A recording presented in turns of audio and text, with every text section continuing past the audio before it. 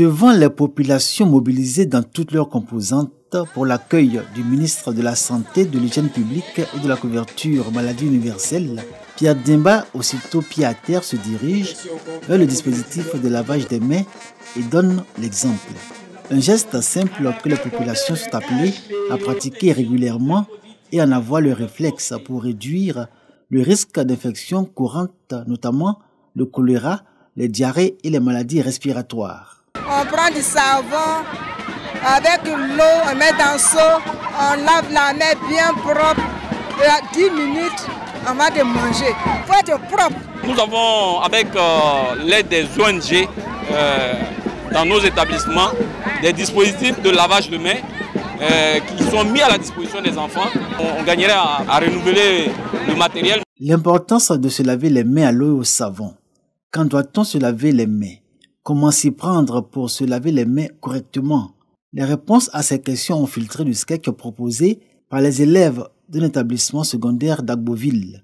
Un sketch à valeur de sensibilisation inspiré du thème national qui est une adaptation du thème mondial au contexte sanitaire. Le message adressé au public est aussi simple que le geste qu'il est appelé à instituer en pratique courante. Le lavage des mains à l'eau et au savon est la meilleure façon de prévenir la propagation des infections. Moyen sûr et simple d'éviter la Covid-19. Partenaires techniques et financiers s'en félicitent et avec le ministère de la Santé, de l'Hygiène publique et de la couverture maladie universelle appellent à l'engagement de tous. Personnel de santé, enseignants, papa, maman, promouvons tous le lavage des mains. Cela aura un bénéfice non seulement contre les infections respiratoires et les diarrhées, contre la Covid également, et toute une autre série de maladies évitables. Prenons tous ensemble l'engagement de nous laver régulièrement les mains à l'eau et au savon en utilisant la technique du lavage des mains en 10 étapes. Notre santé se trouve entre nos mains. Gardons-les toujours propres. Des dispositifs de lavage des mains ont été remis à plusieurs femmes choisies selon des critères bien précis pour assurer dans leurs communautés respectives la promotion du lavage des mains à l'eau et au savon. Selon l'UNICEF, le lavage des mains à l'eau et au savon peut réduire de 25 à 50% le risque de contracter une maladie respiratoire ou intestinale.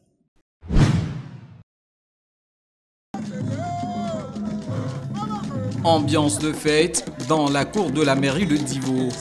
Comme pour traduire la joie des populations du Lodjibois d'accueillir Louis-André Dakouri-Tablé, ministre-gouverneur du district autonome du Godjibois. Vis-à-vis de cette nouvelle entité territoriale, les attentes sont pourtant nombreuses. C'est une région à 90% agricole. Il faut écouler les productions agricoles, qu'elles soient des cultures de rente ou des cultures vivrières. Et donc il y a un besoin de route. Nous sommes des régions qui sont très riches de notre sous-sol et nous avons vraiment besoin de beaucoup d'infrastructures pour essayer de nous développer. Au regard des actions de développement déjà réalisées dans le Lodjibois, Amédée Kofi Kwaku se veut optimiste quant au rôle à jouer par le district autonome. Toutes ces populations qui sont là ne sont pas tous du parti du président Alassane Ouattara, mais il le fait parce que tous les Ivoiriens, dans notre diversité politique, ethnique, régionale, nous sommes tous les mêmes. Et lorsqu'on est président, on travaille pour tout le monde. Et je pense que c'est ce qui est fait. Dans un style pédagogique, Louis-André Dakouri-Tablé a expliqué aux populations la mission de l'institution qu'il dirige. Le district autonome, au regard de ses missions, aura un rôle de supervision des structures décentralisées et déconcentrées. Plusieurs opportunités s'offrent à nous dans l'immobilier, dans l'agriculture, dans les mines, dans le tourisme, etc. Autant de domaines où le ministre-gouverneur a, entre autres, mission d'accompagner, de soutenir les initiatives. La région du Lodjibois compte 3 départements et 4 communes.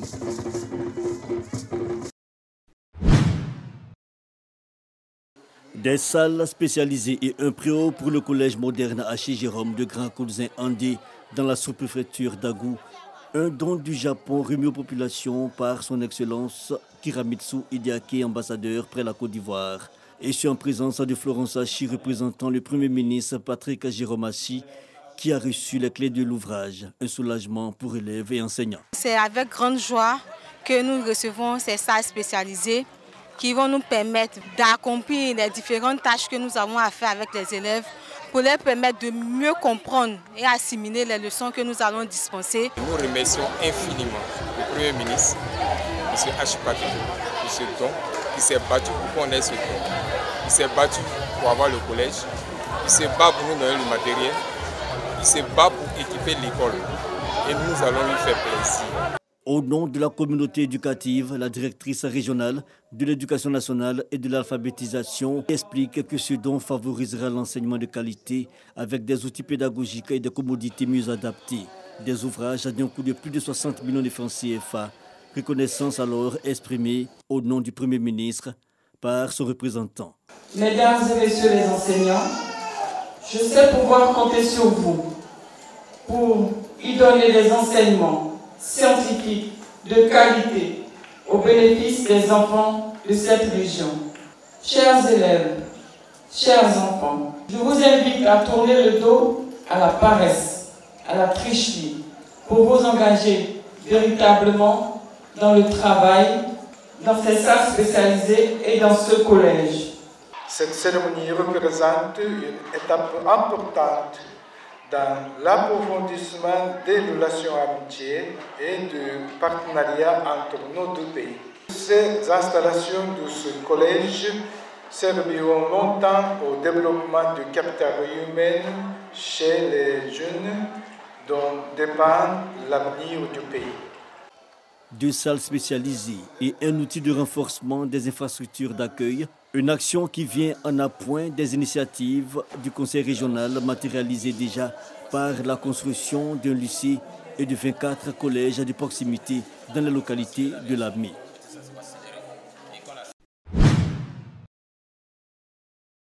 C'est un jeune âgé de 29 ans de nationalité ivoirienne.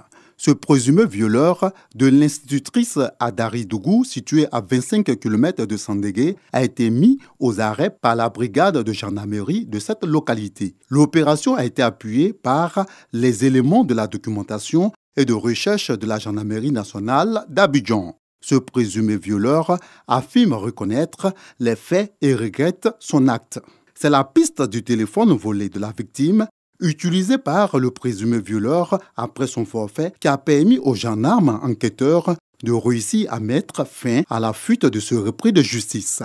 Il sera traduit devant les juridictions compétentes afin de répondre de ses actes. L'économie de la localité de Boisflé va connaître un regain de dynamisme les jours et mois à venir. Un port sec de plus d'1,7 milliard de francs CFA vient d'y voir le jour. Objectif, décongestionner les ports d'Abidjan et de San Pedro.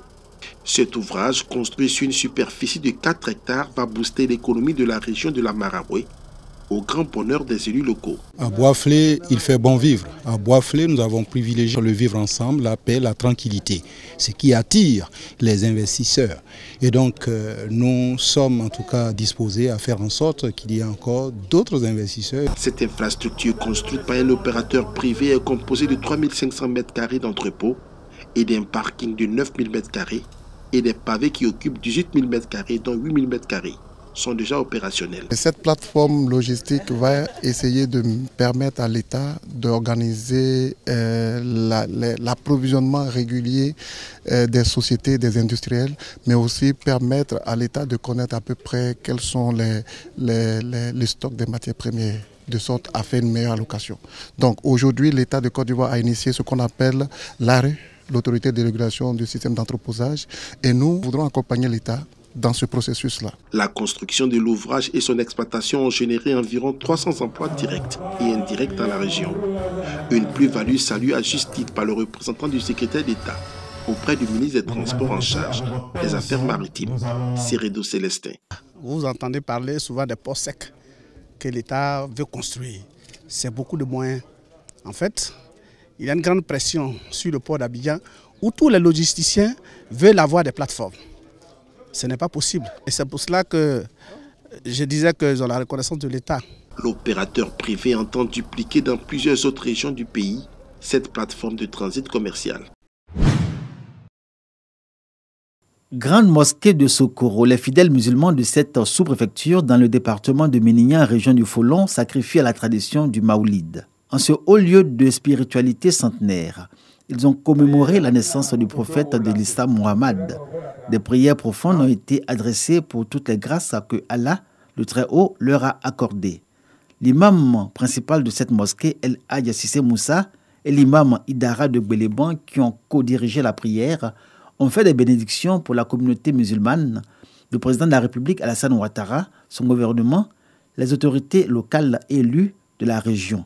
Je voudrais faire des bénédictions soutenues pour le président de la République, son Excellence Alassane Ouattara, afin qu'il puisse avoir une longue vie, une santé de fer pour conduire le navire ivoirien à bon port.